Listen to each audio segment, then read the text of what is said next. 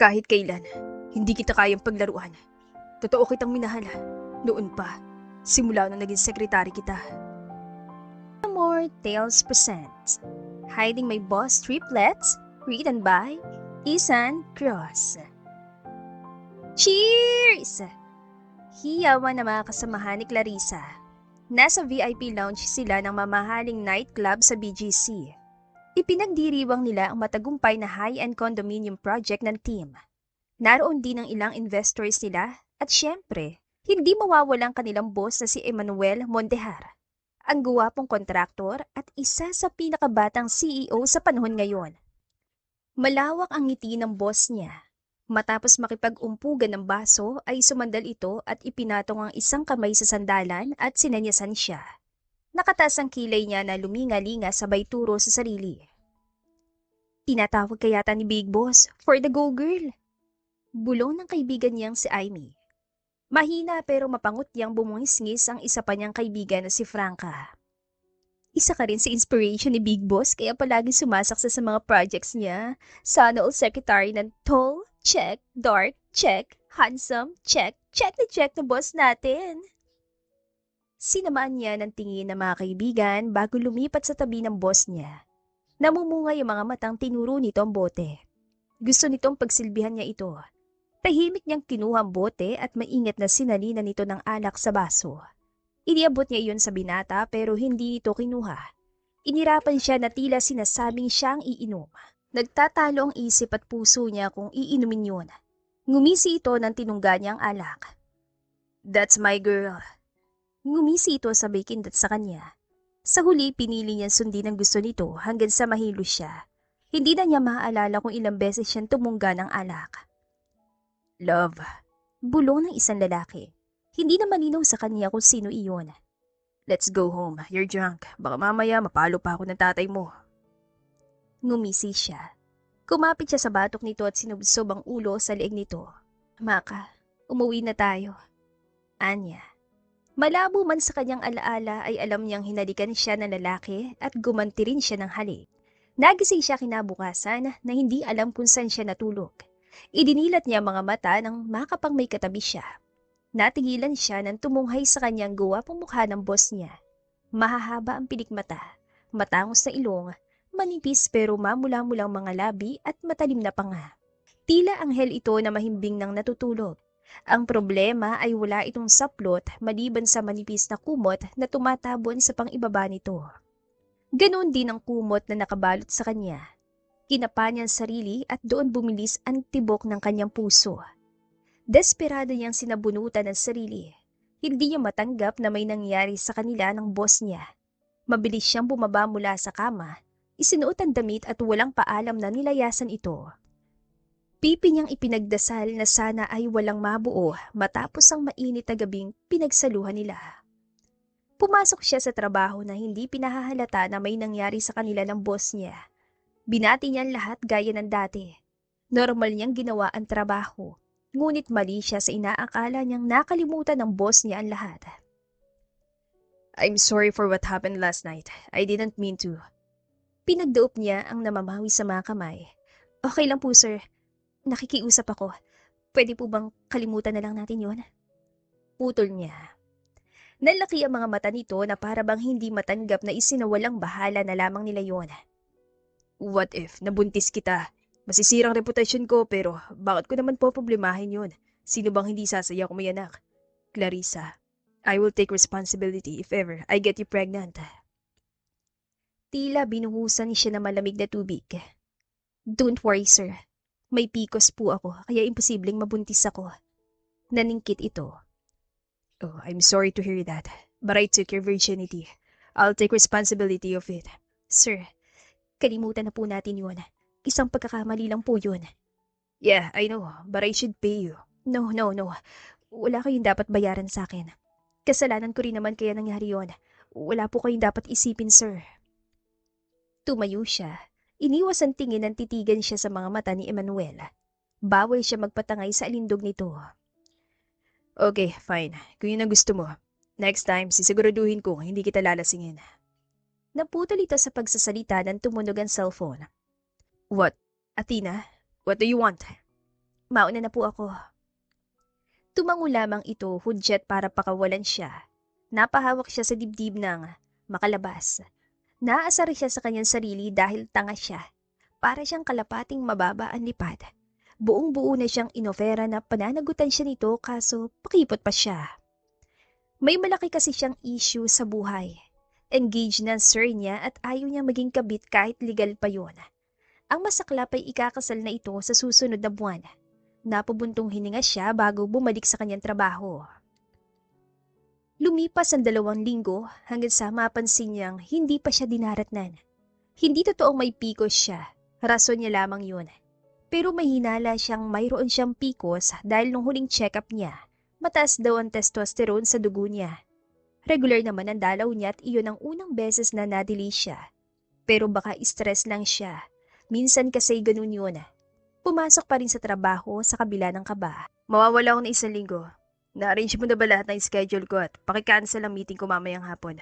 May emergency kaya kailangan ko umalis sa maaga. Nagmamadaling paalala ni Emmanuel. Halos inisang hakbang nito ang labi kaya halos matisod siya kakahabol dito. Kinagat niya ang labi nang makaramdam siya ng hilo. Huwag mo kalimutan lahat ng bilin ko bago pa maging komplikado ang lahat. Dugtong nito. Opo sir, maasahan niyo po ako. Ako na pong bahala. Pinigilan nito ang pinto ng kotse nang akma niyang isasara. Okay ka lang ba? Parang nangingisay ka na. Nanginginig niyang hinawakan ng mukha. Huwag niyo ko alalahanin sir, mas malakas pa ho ako kaysa sa kalabaw. Huwag mo masyadong isubsuban sarili sa trabaho. Magpahinga ka rin minsan. Mauna na ako. Sige po. Maingat niya sinara ang pinto. Ngumiti pa siya pero umasim ang mukha nang biglang bumaliktad ang sikmura. Clarissa, pwede mo ba akong samahan? Huminto ang kaibigan niya nang tumakbo siya. Ano nangyari doon? Narinig niyang tanong ng isa sa mga kasamahan niya. Inilabas niya lahat ng kinain kanina. Hindi niya maintindihan kung bakit siya nagsusuka at nanghihina. Sumandali siya sa pader ng cubicle at makalipas ang ilang segundo ay lumabas din. Bahagyang dumilim ang paningin niya nang sandaling lapitan siya ni Amy. Hoy, okay ka lang ba? Nag-aalala nitong usisa. Ano sa tingin mo? May posibilidad bang mabuntis kahit 1 beses lang nag-anuhan? Pag may PCOS kaya? Ha? Huwag kang mag-alala, okay lang ako. Tatakbuhan niya sana ito pero pinigilan nito ang kamay niya. May sakit ka? Huy, huwag ka naman magbiro ng ganyan. Wala akong sakit pero may duda ako. Alam mo na. Ibinaba niya ang boses. Anong alam ko na? Huwag mo sabihin. Di ba may nangyari sa inyo ni Big Boss? Huy, hinaan mo naman yung boses mo. Nakabuo kayo? Aray ko! Binatukan niya ito.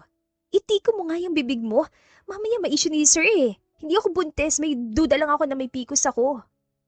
Alam mo, hindi kita maintindihan. Paikot-ikot ka, ang likot mo. Sana wala talagang bata dyan. Naiinis si Tonturan. Pinanisikan ng tingin ng tiyan niya bago siya iniwan. Eksaherada siyang bumuntong hininga. Makalipas na ilang oras, pagod siyang umuwi sa kanyang boarding house.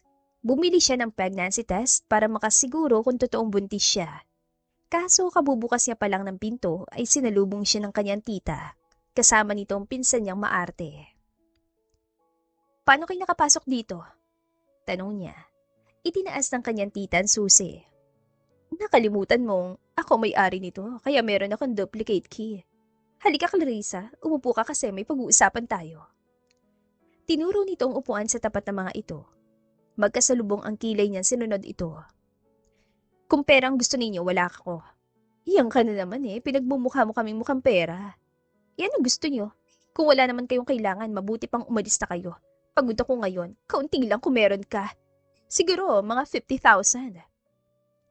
Putol nito. Ano? Tumayo siya at inisang hakbang ang sala. Malawak ang pintuan, maaari na po kayong lumabas. Clarissa, makukulong ako kung hindi ako magbabayad. Ingos ng kanyang tiyahin. Maawa ka naman, Kasin. Ikaw lang ang pag-asa namin. At saka si Mama naman ang nagpalaki sa'yo. Sana magkaroon ka naman ng utang na loob. Anang pinsan niya. Hindi niya ako pinalaki. Pinatuloy niya lang ako pero may bayad lahat. Kahit itong boarding house, hindi rin libre. Simula batay nagtatrabaho na ako. Daig ko pang breadwinner kahit ulila ako. Kung hindi sana namatay si Tito. Sumosobra na kayo ha! Kaunting pera lang yon. Hindi mo pa maibigay. Executive Secretary ka ng bilyonaryong may-ari ng construction company kaya siguradong malaki ang sahod mo. 50K lang naman eh. Nilalang niyo lang ang 50K? Alam niyo ba kung gaano kahirap kitain yun? Lumayas kayo sa bahay ko. Bahay ko to. Oo, bahay mo. Pero ako nagbabayad ng lahat ng expenses dito. May karapatan akong palayasin kayo. Umalis na kayo rito! Hinila niya ang kamay ng kanyang tiyahin nang mawalan siya ng pasensya. Clarissa! Tumahimik kayo! Wala kang utang na loob! Buliyaw ng pinsan niya. Wala akong utang sa inyo, lumayas kayo! Papalibag niyang isinara ang pinto sa mukha ng dalawa. Habol ang hininga siyang sumandal sa pinto sabay hawak sa kanyang tiyan. Parang matatanggal ang matras niya sa galit. Nai-stress siya. Hindi siguro magagalit kung iyon ang unang beses na hiningan siya ng mga ito ng tulong pinansyal ngunit hindi. Inabuso na siya mula nung tumulong siya kaya hindi na siya magpapautos sa mga ito. Maya-maya, bitbit ang dalawang piti ay umupo siya sa kanyang kama. Kakatapos niya lang maligo. Nakasuot siya ng pajama at may nakapulupot pang tuwalya sa kanyang ulo. Unti-unting kumunat ang noon niya nang unti-unting nagiging 2 pulang kuhit na pregnancy test. Hindi maaari. Bulong niya. Imposible. Diyos ko, hindi ito totoo. Para mas makasiguro, ay nagsagawa ulit siya ng panibagong test. Pareho ang resulta gaya ng una. Sa huli ay mapait siyang magulgol. Ilang beses lang siya nagkamali. Ganon agad ang parusa.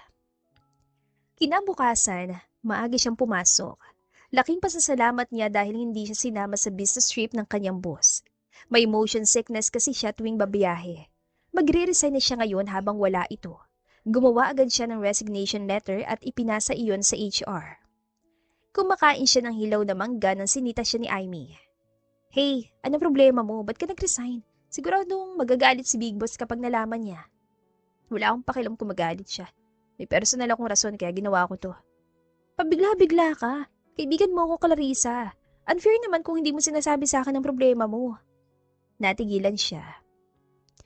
Pasensya na pero hindi ko pwedeng sabihin dahil magkakagulo lang. Kahit i-deny mo habang buhay, alam kong buntis ka. Si Big Boss ba ang ama? Naitapon niya ang bowl sa kaibigan. Humayaw ito sabay kabig ng braso nito. Amy, isa ito sa dahilan kaya ayokong sabihin lahat ng sikreto ko eh. Bungangera ka. Daig mo pa radyo sa pagbabalita. Sorry na. Please, sabihin mo ng totoo.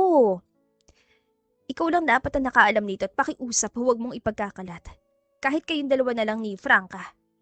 Oo, buntis ako at si Boss ang ama. Kailangan kong umalis para hindi masira ang reputasyon niya. Malapit na siyang ikasal. Ayokong magkagulo ang lahat dahil lang sa akin. At saka wala rin akong balak maging kabit. Napatigal-gal siya nang umiyak ito. Mali ang akala niya na susumbatan siya nito sa pagiging malandi. Kakaiba mga kaibigan niya. Kasi imbes na awayin siya, ay nakasuporta ang mga ito lalo na sa love life niya. Matagal na siyang tinutukso sa boss nila kahit alam ng mga ito na may kasintahan ng lalaki. Huwag kang umiyak, parang mamamatay naman ako niyan eh. Pagpapatahan niya rito. Pinunasan nito mukha. Sana kayo na lang ni Big Boss. Ba't umexis pang fiancé niya? Nakakasar. So, what's your plan na? Lumundag ang puso niya.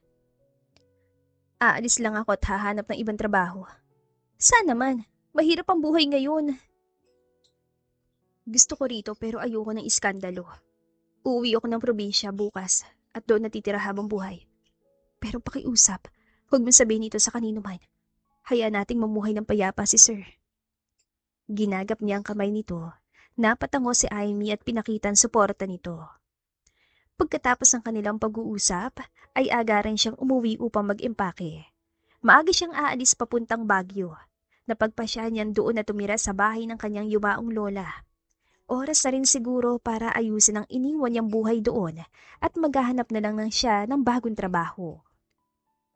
Samantala, maagang tinungo ni Emmanuel ang opisina bitbitan sandamakmak na pasalubong para sa kanyang sekretarya. Gusto niya sorpresahin ito gaya ng madalas niyang ginagawa.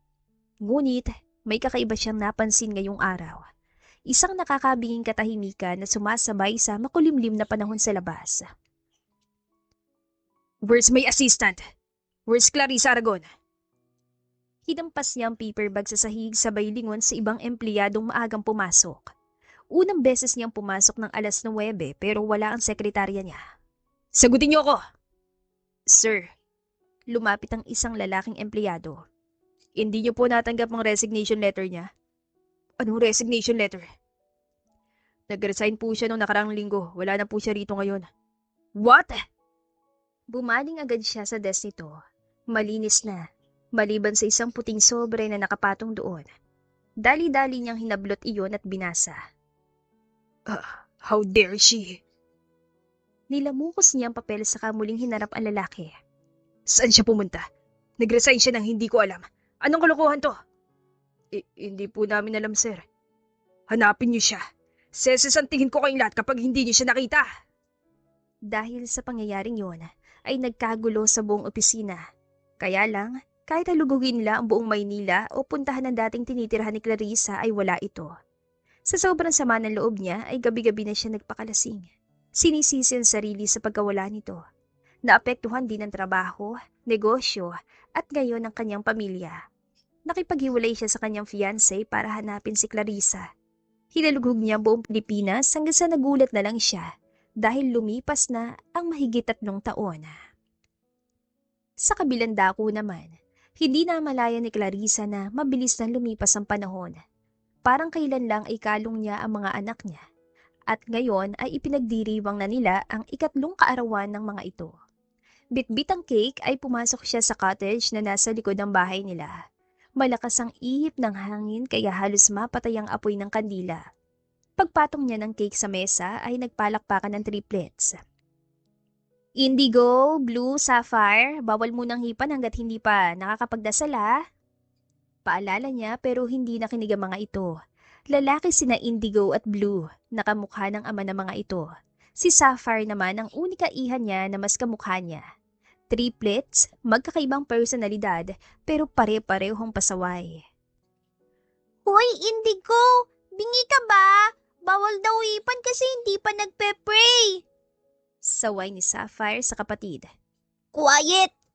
Ani Indigo. Sapphire, papansin, Lil! Sabad ni Blue.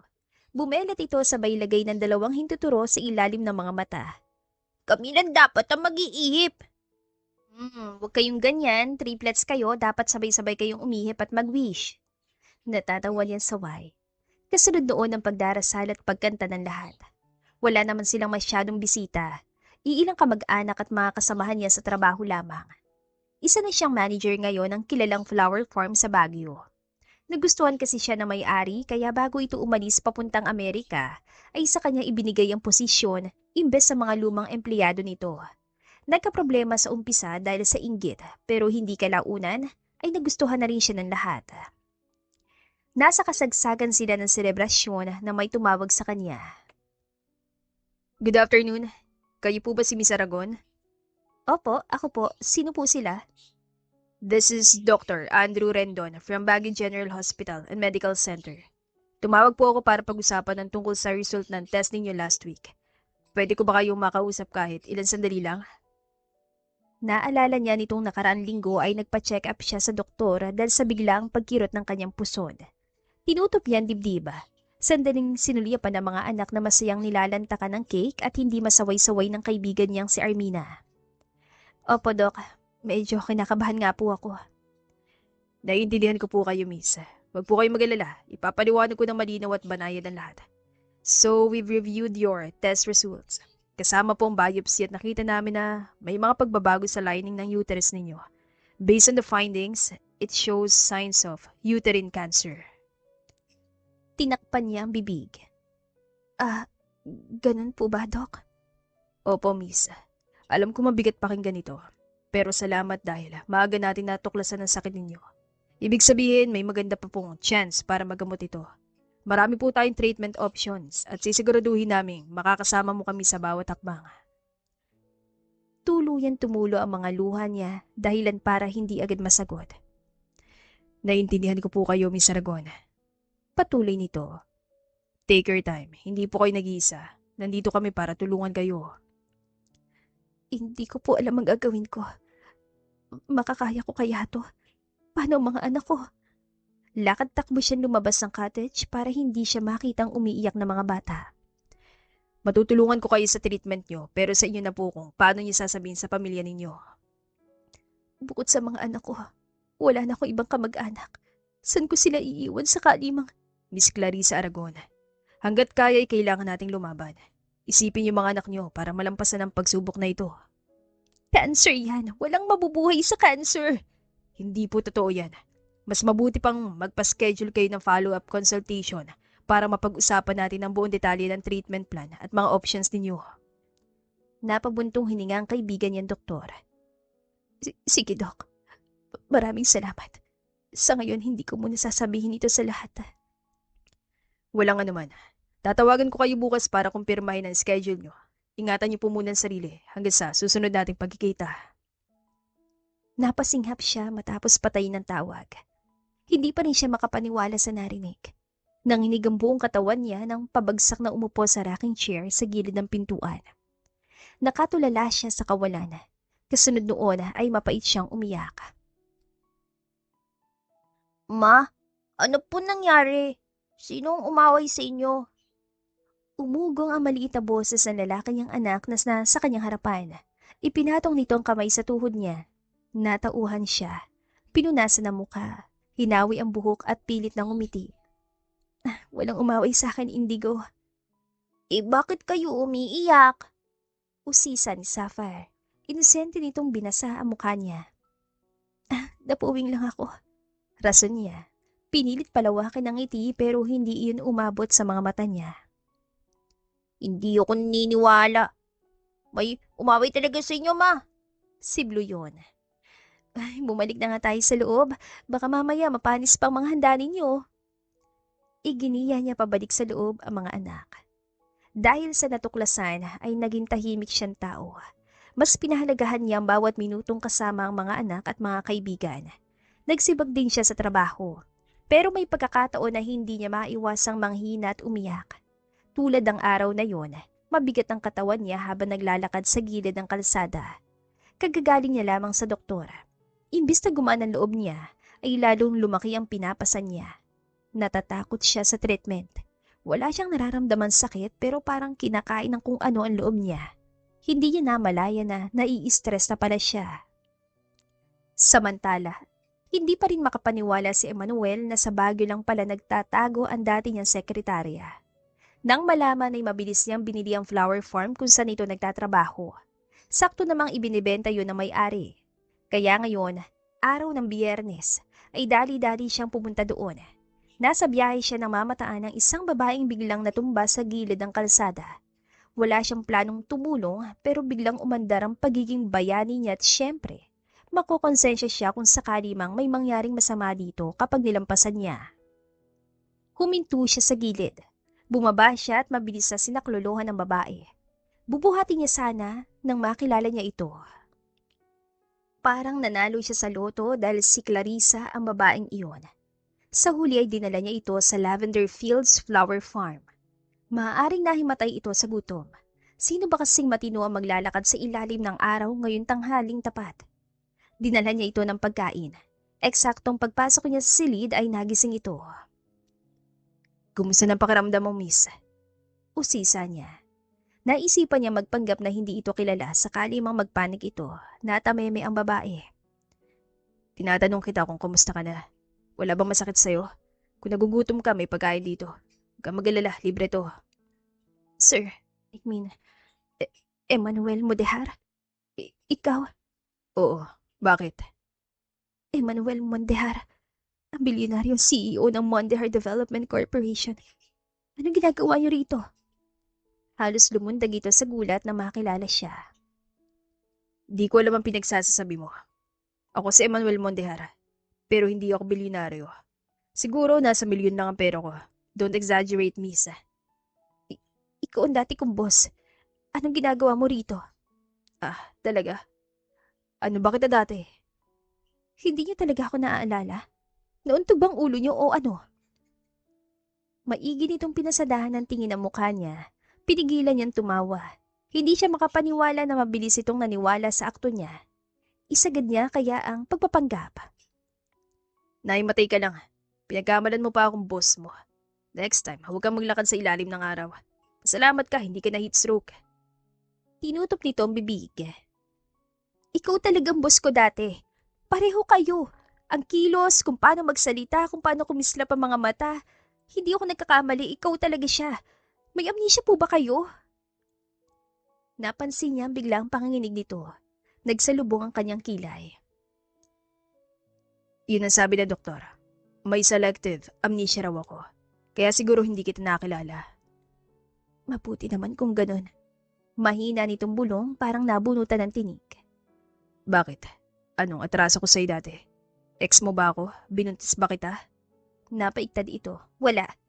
Wala kayong atraso sa akin. Hindi ko kayo ex at hindi niyo ako nabuntis. Nag-resign kasi ako noon at hindi formal na nagpaalam sa inyo. Ngumisi siya. Okay. Okay? Hindi kayo galit sa akin? Bakit ako magagalit sa'yo kung wala akong maalala sa nangyari nun? Kalimutan mo na yon, miss. Kaya pala nanginginig ka. Salamat.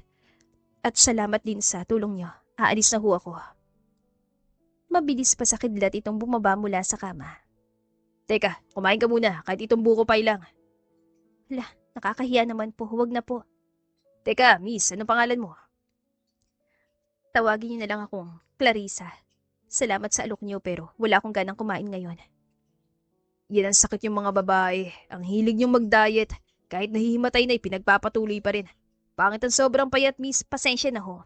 Sige ho, mauna na ako. Salamat ulit sa tulong. Putol nito bago siya tuluyang nilayasan. Kunin mo na lang ito. Hinamplot niya ang kamay nito at sinabit ang paper bag doon. Sa bilis ng pangyayari ay hindi niya namalayang nailagay niya ang kahon sa paper bag nito. Walang masabi si Clarissa. Napilitan itong tanggapin ang paper bag sa kadali-daling nagpaalam. Nang makaalis ito ay binatukan niya ang sarili. Sa excitement na makausap uli ito ay hindi niya sinasadyang maisipan na magpanggap na may amnesia. Mukhang effective naman. Malamang iyon muna ang gagawin niya sa ngayon. Kinabukasan, sunod-sunod na napubuntong hininga si Clarissa. Hindi siya makapaniwala sa nangyari sa kanya kahapon. Nakatayo siya ngayon sa gate ng flower farm na pinagtatrabahuhan. Nagdadalawang isip kung papasok ba o hindi.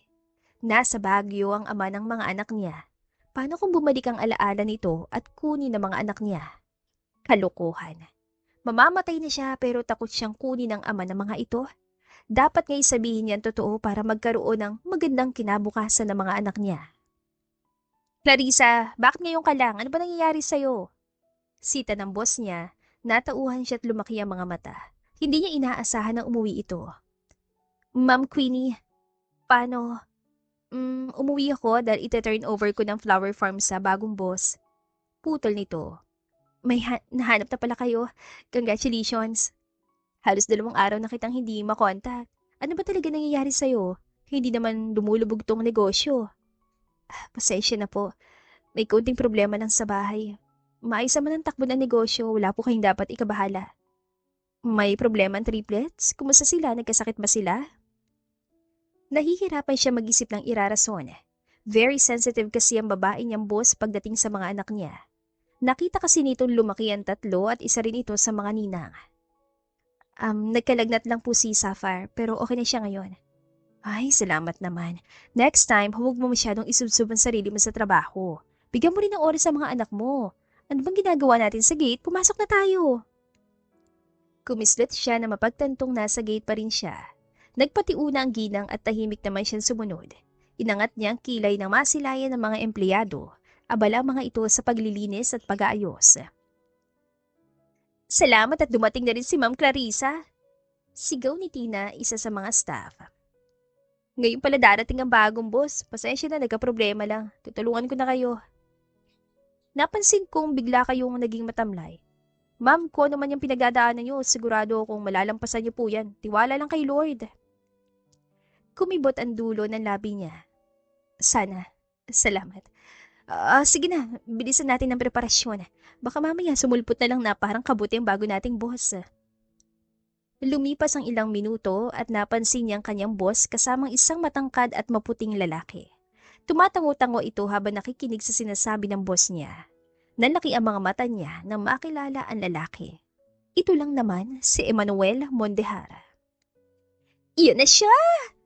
Mahinang tili ng marketing manager nila dahilan para bumalik siya sa wisyo. Hindi ko in-expect na ang gwapo ng bagong boss natin. Hinugot pa siya sa men's magazine. Segunda ni Tina, siniko ito ng katabi. Naniningkit ang mga mata niyang pinasadahan ng tingin ng lahat. Pare-parehong kinikilig. Naalala niya tuloy ang unang araw na nakita niya ang lalaki.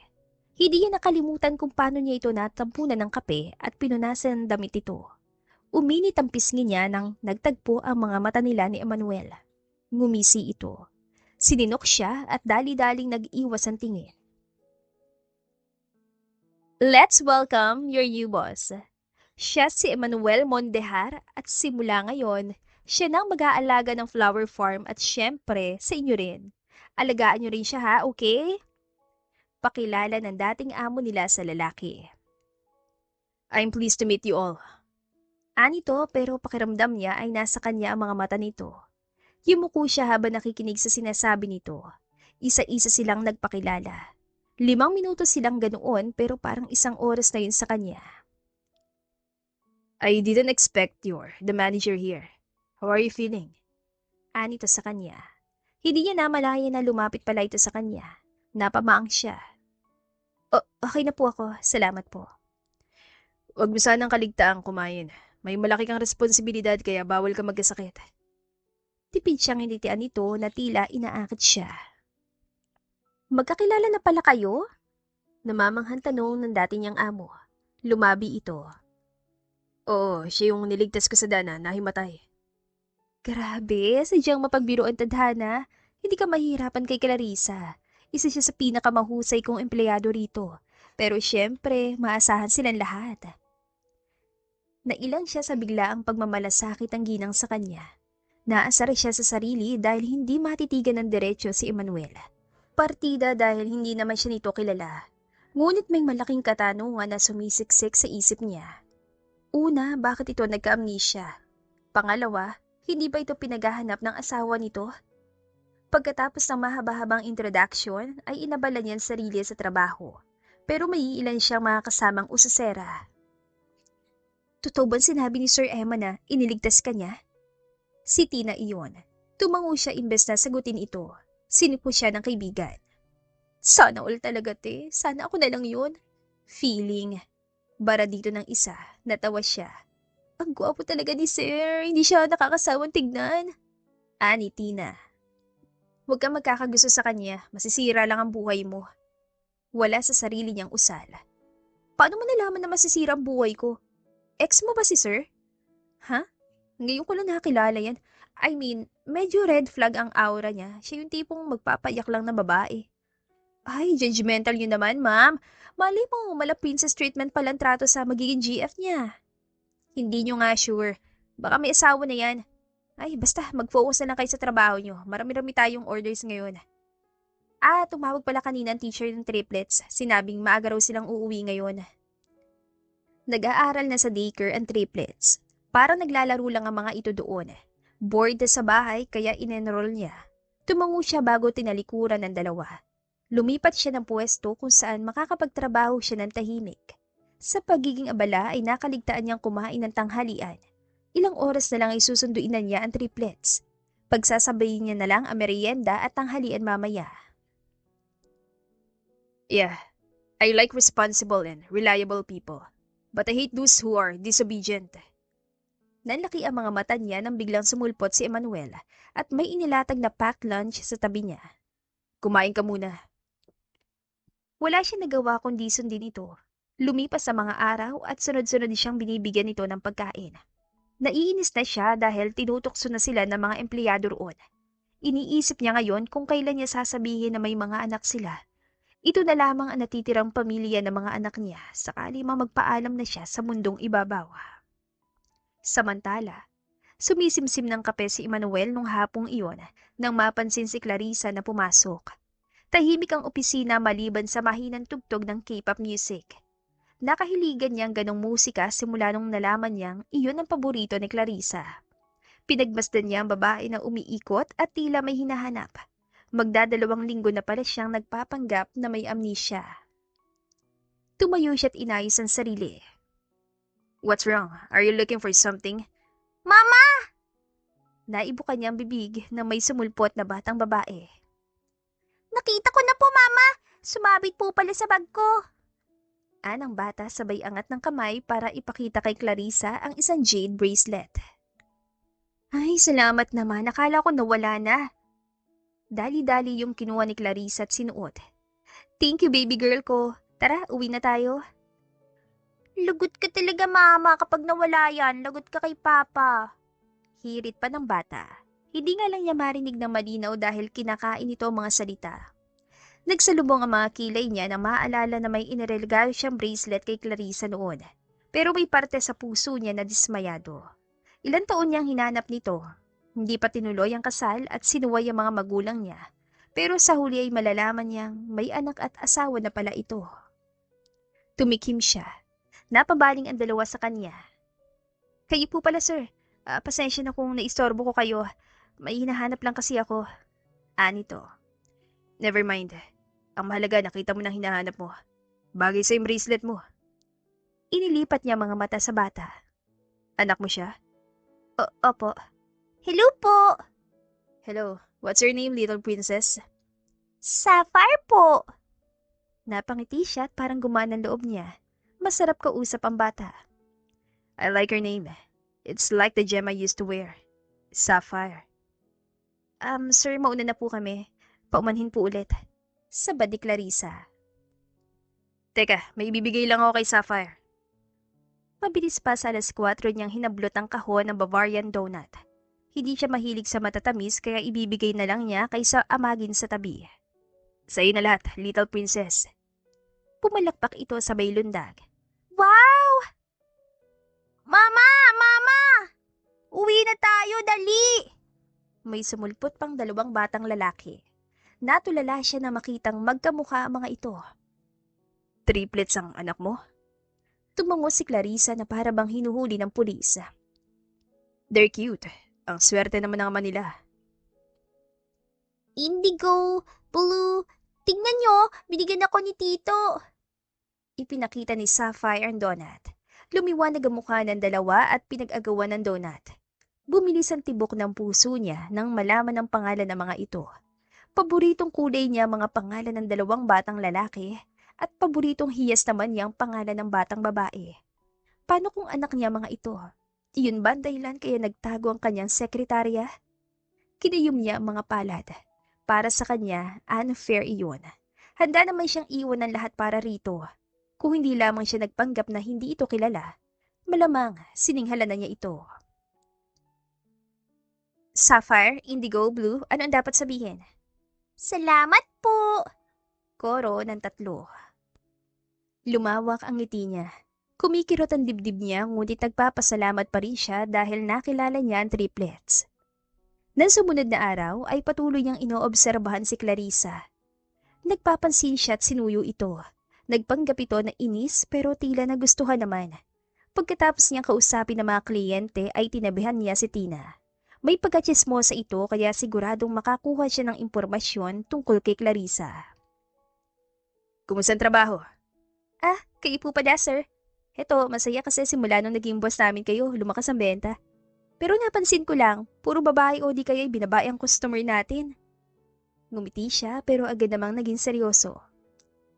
Curious silang makita si Mr. Global kaya napapabili kahit hindi naman kailangan.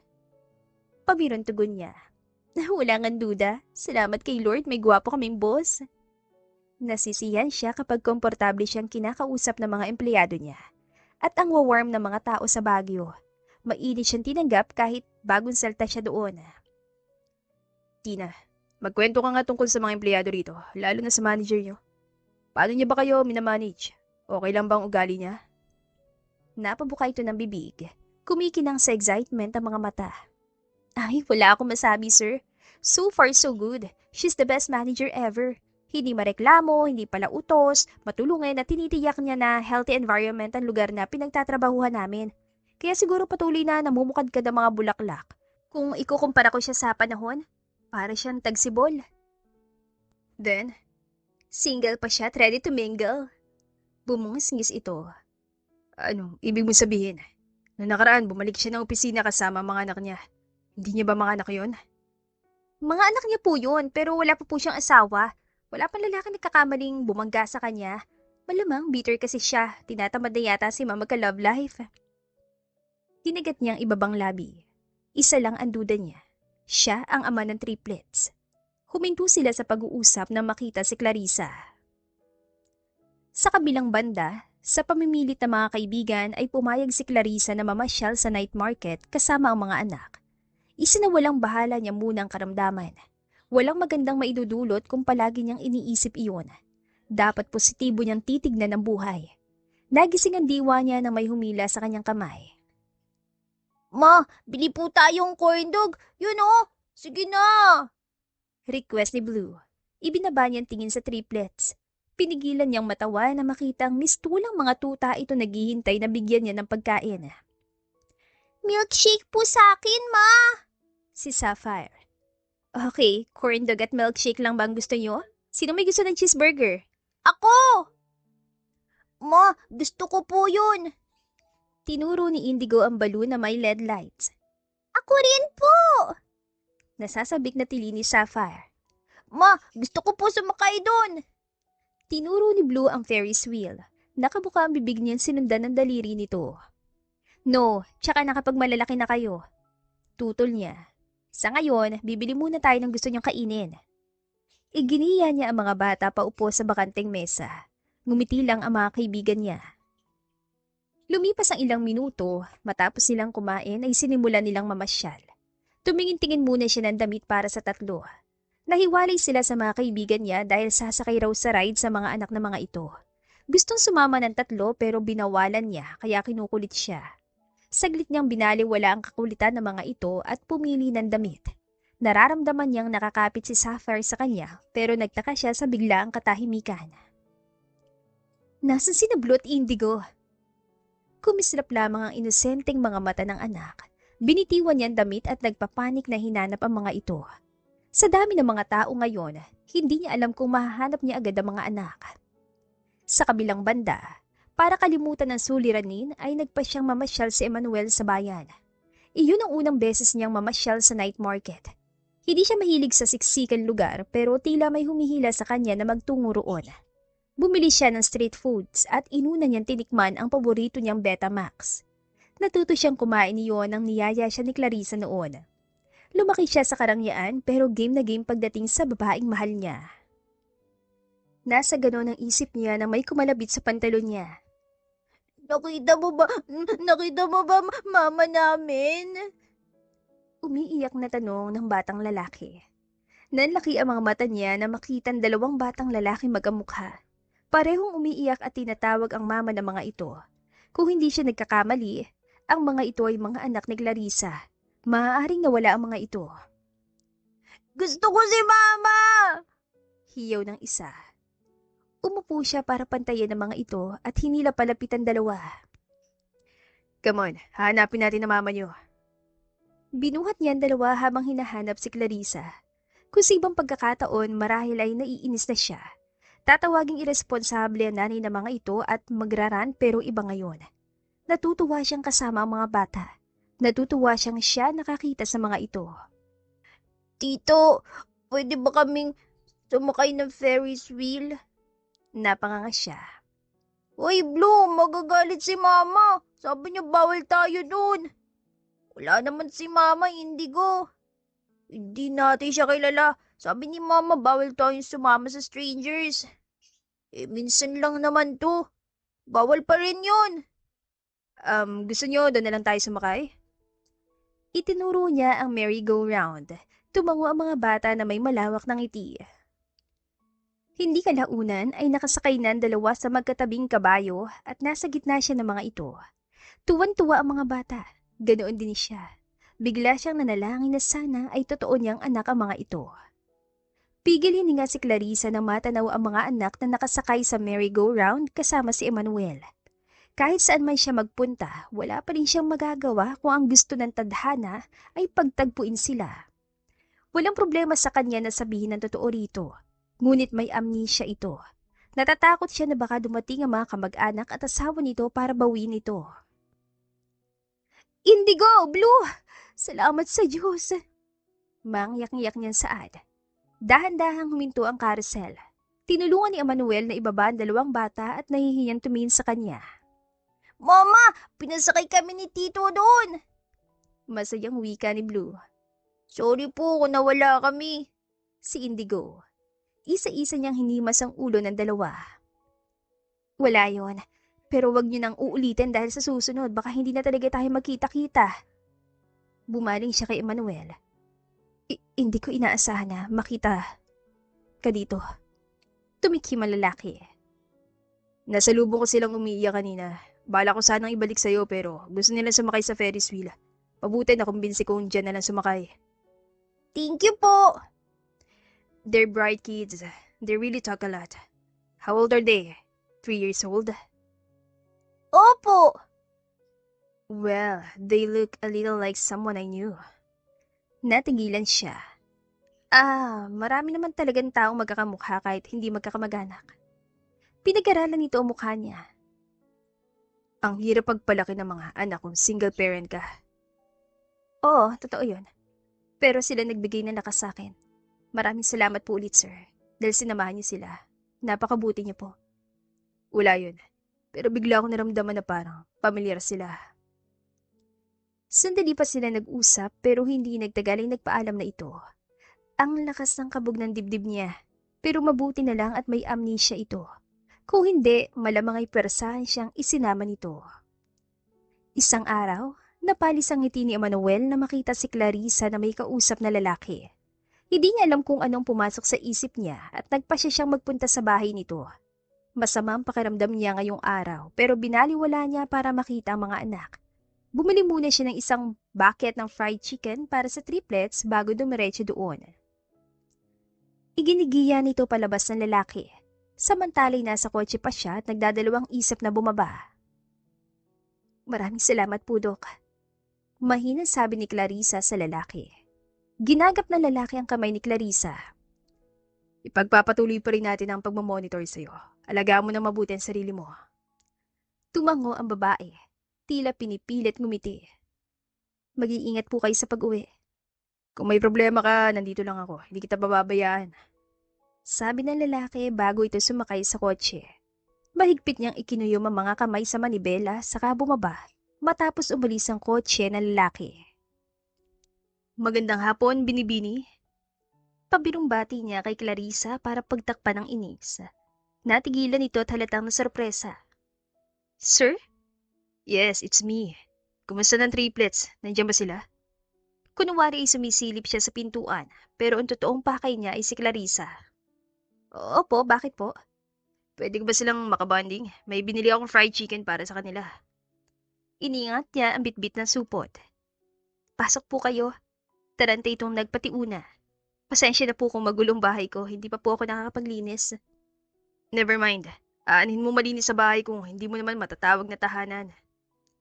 Tumahimik ito at giniya siya papasok sa loob. Si Tito! Sumulpot ang mga bata. Kids, look, I have a surprise for you. Gusto niyo ng fried chicken, tama? Lumukso sa tuwan triplets. Wow! Thank you po! Koro ng mga ito. Pero siyang pinakamasaya sa lahat. Gusto niyang maranasan na maging ama kahit na hindi pa kumpirmado na siya ang ama ng mga ito. Sabay-sabay silang kumain, naglaro at nanood ng cartoons. Hindi niya namalaya na gabi na pala. Halos buong araw siya roon pero hindi nagreklamo si Clarissa. Sabihin na kaya niya rito ang totoo. Magagalit kaya ito sa kanya? Sa kabilang banda, kanina pa gustong makiusap ni Clarissa kay Emmanuel na umuwi na ito dahil gabi na. At mukhang ilang sandali na lang ay babagsak ng malakas na ulan. Hindi niya magawa dahil nakita niyang masaya ang mga bata sa piling nito. Kung wala lang sana itong amnesia, malamang ay masaya na sila ngayon. Nagulat siya nang biglang kumulog at kumidlat. Kasunod noon ang takbuhan ng mga bata papunta kay Emmanuel. Kumapit ang mga ito sa binti ng lalaki. Papa, takot ako! Daing ni Sapphire. Binuhat ito ni Emmanuel para aluin. Huwag kayong magpanik. Hindi kayo tatama ng kidlat. Paalala nito. Behave na po kami, Tito. ani Indigo. Tito, pwede ka ba namin maging papa?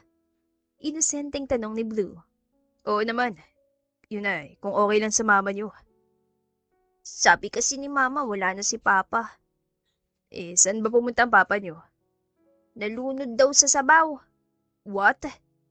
Napatingin ng lalaki sa kanya. Kinamot niya ang batok. Baka nagtrabaho lang ang papa niyo. Ewan, siguro po. Si Indigo ang tumugon. Wala naman siyang sinabing nalunod sa sabaw ang ama ng mga ito.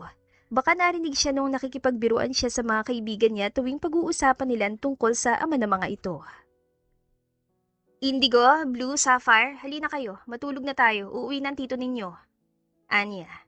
Ma, sana siya na lang ang papa namin. Ingos ni Indigo. Hindi pwede, boss ko siya. Mabait kasi siya. Bagay siya maging papa namin. Ani Sapphire.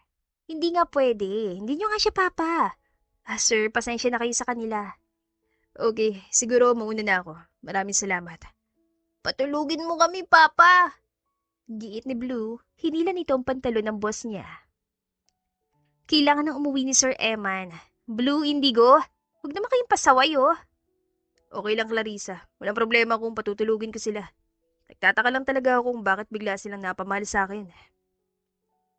Wala siyang ibang opsyon kundi ang pumayag. Magwawala ang tatlo kung tututol pa siya. Sa huli, pinanood niya na lang ang boss niya kung paano nito dalhin sa silid ang mga bata at tinabihan ng mga ito sa kama. Nakasandal siya sa hamba ng pintuan. Walang masabi habang pinapatulong nito ang mga anak niya. Tahimik ang tatlo habang may binabasang fairy tale book si Emmanuel. Biglang napuno ng panghihinayang ang puso niya. Kung hindi sana siya umalis ng panahong yon, malamang ay magkakasama na mga ito noon pa. Kaso hindi pwede dahil may fiancé na si Emmanuel. Pagkatapos niyang lisanin ng kumpanya ay wala na siyang balita roon. Nawala ang kontak niya sa dating kaibigan doon dahil nawala niyang cellphone at pinili rin niyang huwag nang makibalita tungkol sa mga Mondehar. Uminom siya ng tsaa sa kusina nang lumapit si Emmanuel. Sinusuklay nito ang buhok gamit ang daliri bago nagsalubong ang kanilang mga mata. Saglit silang natameme pero una itong umiwas. Maraming salamat. Pasimula niya. Walang anuman. Dapat nga ako magpasalamat dahil pinayagan mo akong pumasok sa bahay mo at makasama ang triplets. Alam mo bang hindi ko maiintindihan ang feelings ko? Ang gaan talaga ng loob ko sa kanila.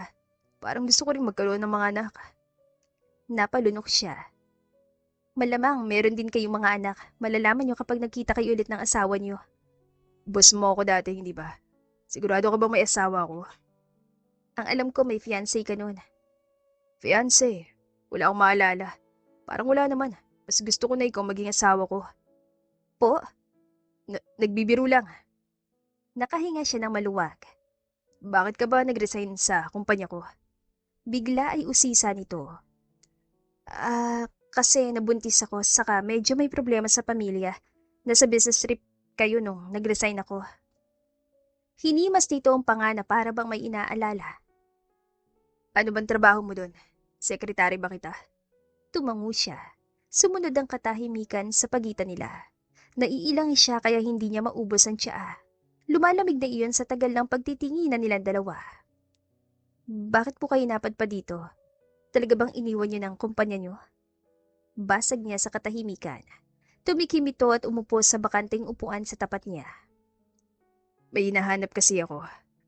I mean, gusto ko lang ibahin naman ang environment ko. Ibinigay ko ang Mondehar Development Corporation sa nakababatang kapatid ko para maging CEO ng flower farm na ito. Bigla ako kasing nagustuhan ng mga bulaklak at syempre, ang tumira rin sa Baguio. Tinanggal nito ang stress ko at posibleng tulungan din akong maibalik ang alaala ko. This is very unlike you, sir. Natatawang komento niya. Pero bigla siya nagtaka kung bakit hindi nito kilala ang asawa nito. Hindi kaya na-aksidente ito at ang asawa nito kaya may amnesia ito ngayon? Kawawa naman palang asawa ni Emmanuel kung ganoon. Hindi niyo po ba maalala ang asawa niyo? Ba't hindi niya kayo hinahanap? Ang hirap naman ng mga tanong mo. I prefer that I won't remember her anymore. Ha? Seryoso kayo? May natagpuan kasi ako dito na mas better sa kanya. Hindi siya patay? Gulat niyang tanong. I don't even remember her, Clarissa. Kinabahan siya. Paano kung nagkagusto ito sa kanya? Magiging kabit pa rin siya sa huli. Sinikap niya nga na magkaroon ito ng malinis sa reputasyon tapos mauuwi lang sa ganito. Hindi niya maproseso ang sinapit ito. Bakit kaya na-aksidente ito? Hindi na siya nangahas magtanong pa. Anyway, buhay pa ba o patay ng ama ng triplets? Kasi hindi maganda kung habang buhay mo na lang silang itatago sa ama nila. Sorry if I offended you. Concerned lang ako. Nasamid siya ng sariling laway. Wala naman talaga akong balak itago eh. Kaso, komplikado. O hindi mo makita ang ama nila, pwede bang ako na lang ang tumayong ama nila? Bakit? Sobra-sobra naman po yun. Clarissa, Pinisil nito ang kamay niya. ang totoo, gusto kita. Bumilis ang kabog ng dibdib niya sabay bawi ng kamay niya. Seryoso kayo? Matagal na kitang gusto at ayoko mawala ka. I mean, simula nung nakita kita sa daan, na love at first sight ako sa'yo. Imposible po yan. Huwag po kayo magbiro ng ganyan. Panaka-naka siyang umatras. Hindi ako nagbibiro. Gusto kita at handa akong isakripisyon lahat para sa'yo. Liligawan kita kung gusto mo para mahalin mo rin ako. Promise, aalagaan kita pati ang mga anak mo. Boss kita, hindi tayo pwedeng magkaroon ng relasyon. Ano naman, walang ibang ahadlang sa atin kung nagmamahalan tayo. Yan bang ipinunta niyo rito? Kung ganun, magre-resign na lang ako. Hindi tayo pwede, sir. Hindi tayo bagay. At saka may asawa na kayo, ayoko maging kabit. Kung may asawa ako, wala sana ako rito. Nagtataka ako kung may amnesia po ba talaga kayo. Whatever it is, isa lang alam ng puso ko. At iyon ay mahal kita. Tumayo siya. Malawak po ang pintuan, sir. Pwede na po kayong umalis. Seryoso ako, Clarissa. Gusto ko taligawan. Mahal kita at ikaw ang gusto kong pakasalan. Sumunod ditong tumayo. Napahugot siya ng malalim na hininga. Huwag na po nating gawing komplikadong sitwasyon. Nilapitan siya nito pero bigla itong natumba. Mabutit na salo niya. Laking gulat niya nang hawakan ito. Sobrang init ito at walang duda na may lagnat. Wala siya nagawa kundi iga ito sa kama niya at alagaan. Pagkatapos ng pangyayaring yun, ay nanatili ng 2 araw si Emmanuel sa kanila hanggang sa gumaling. At buhat niyon ay muling umalab ang pagmamahal niya sa kanyang boss.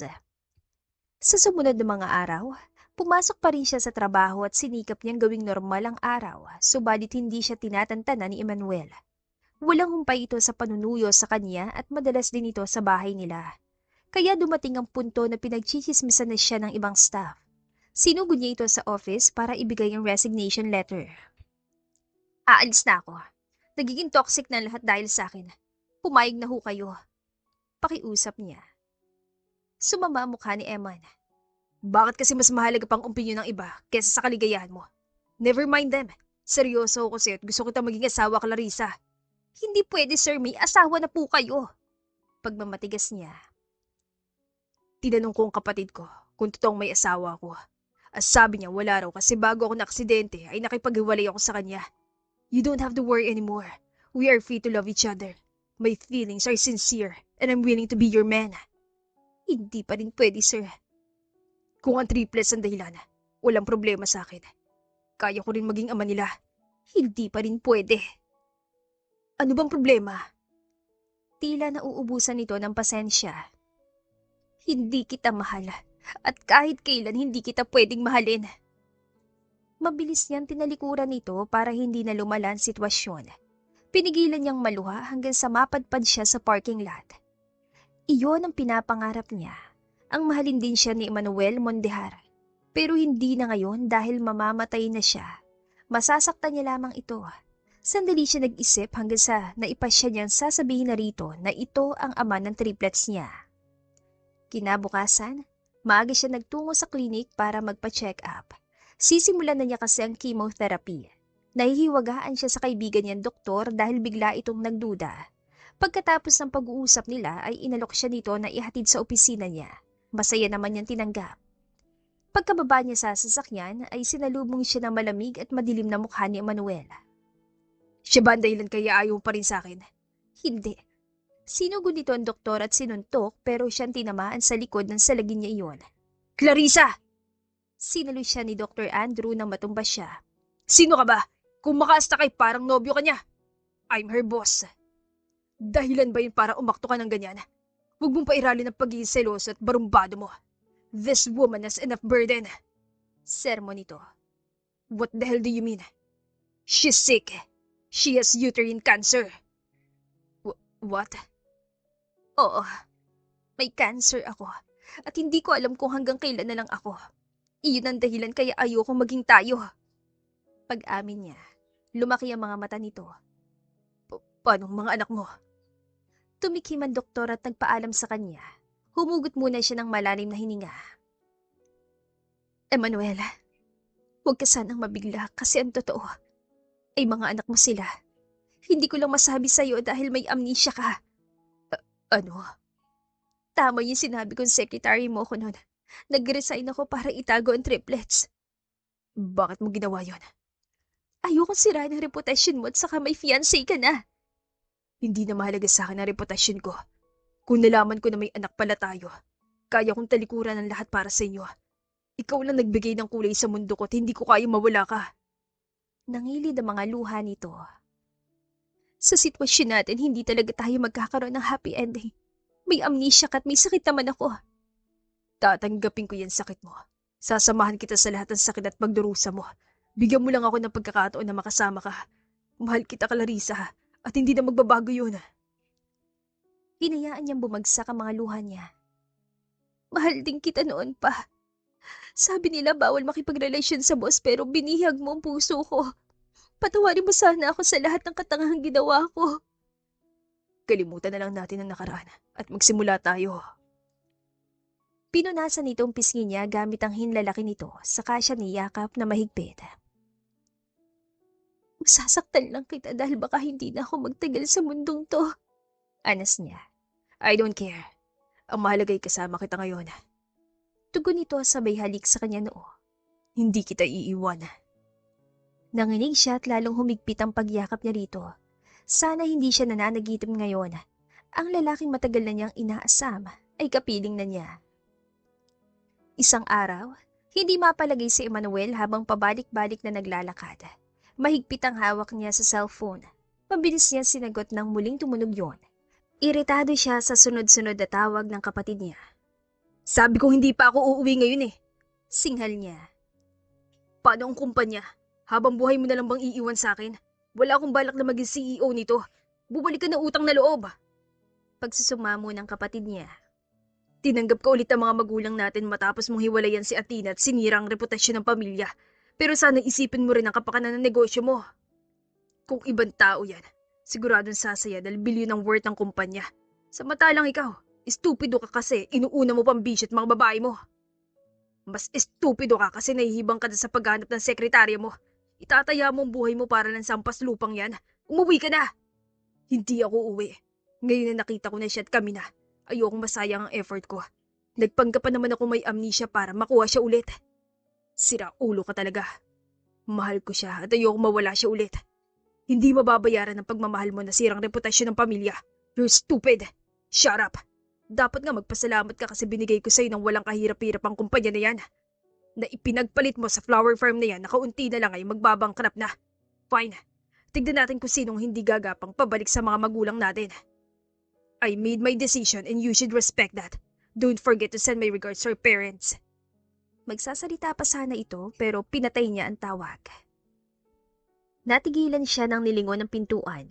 Naroon si Clarissa. Laglag ang pangat may matinding galit sa mga mata nito. Wala ka palang amnesia.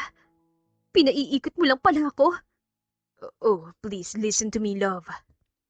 Nanlulumo niya nilapitan ito. Plano niyang ipagtapat dito ngayon kaso naunahan siya. Please, don't be upset. Ito lang ang paraan ko para makalapit sa'yo. Nagsimula siya magkwento ng buong katotohanan kung paano ito nakipaghiwalay, sinuway ang mga magulang at hinalughog ang bansa para dito. Pero pagsisinungaling pa rin yun. Nilaro mo ang feelings ko. Naiiyak na sigaw nito. Hindi ko sinasadya. Kahit kailan hindi kita kayang paglaruan. Totoo kitang minahal. Noon pa, simula nung naging sekretary kita. Nilapitan niya ito pero tinulak siya. Huwag mo kong hawakan. Ikaw, lahat ng gusto makukuha mo. Pero ako, isang tanga na naniwala agad sa'yo. Ay, nakakainis. Sa dami ng lalaki sa mundo, ikaw pa talagang minahal ko. Patawarin mo ko. Lumuhod siya sa harap nito. Seryoso ako sa'yo, maniwala ka. Hindi ko sinasadyang gawin to. Natakot ako na baka layuan mo ko kapag nakita mo ko. Hindi ko intensyon na saktan ka.